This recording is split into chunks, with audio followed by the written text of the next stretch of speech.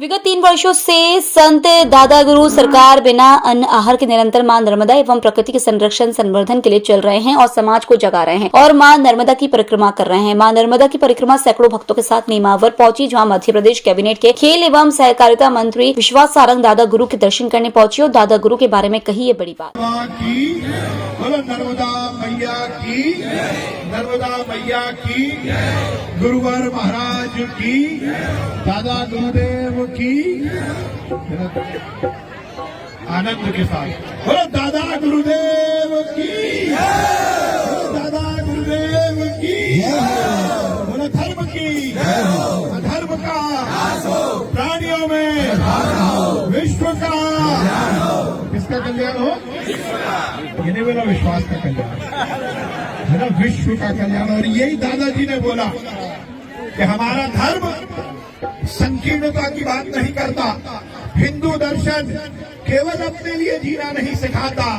हम यदि आराधना भी करते हैं तो विश्व कल्याण के लिए करते हैं। तो वसुदेव कुटुंबकम, ये पूरी वसुधा, ये मेरा परिवार है, ये मेरा घर है, इसी भाव के साथ हम पूजा करते हैं, अर्चना करते हैं। इसीलिए तो गुरु जी ने बोला कि अयोध्या में केवल उस विशाल मंदिर में राम का विग्रह नहीं स्थापित हुआ, बल्कि गांव गांव में धर्म स्थापित हुआ।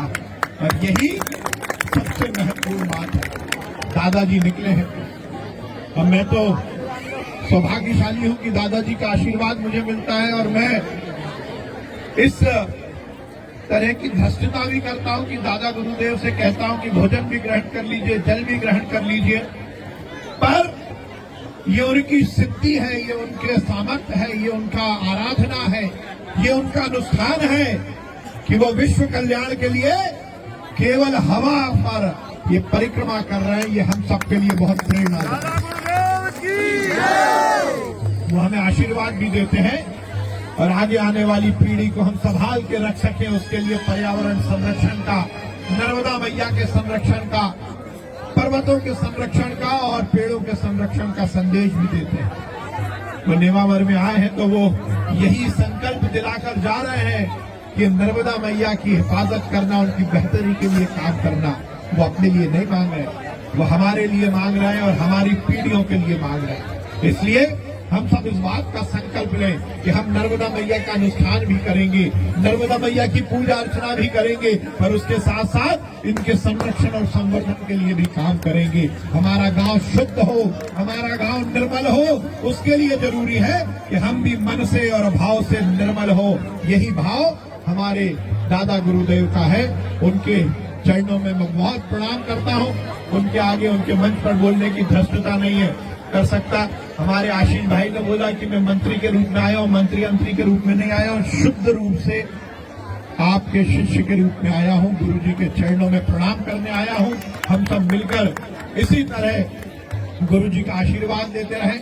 हमारे धर्म में, हमारे दर्शन में बहुत शक्ति है, पूरे विश्व को दिशा दिखाने की शक्ति है। और ये बात सही है कि आगे आने वाले समय में यदि हिंदुस्तान पूरी तरह विश्व का यदि नेतृत्व करेगा तो केवल और केवल ऐसे गुरुओं के सानिध्य में और ऐसे गुरुओं के आशीर्वाद से ही कर सकता है। ऐसे गुरुओं का सानिध्य, ऐसे गुरुवरों का आशीर्वाद हम सबको मिलता रहे।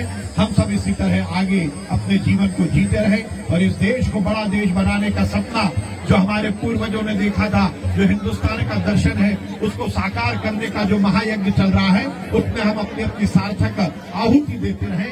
इतनी शक्ति और सद्बुद्धि गुरुवर के माध्यम से हमें मिलती रहे। मैंने क्या कहा, केवल शक्ति की बात नहीं की, शक्ति के साथ साथ सद्बुद्धि भी हम सबको मिले कि हम इसी तरह धर्म और कर्म के काम में लगे रहें। धर्म की गंगा बहती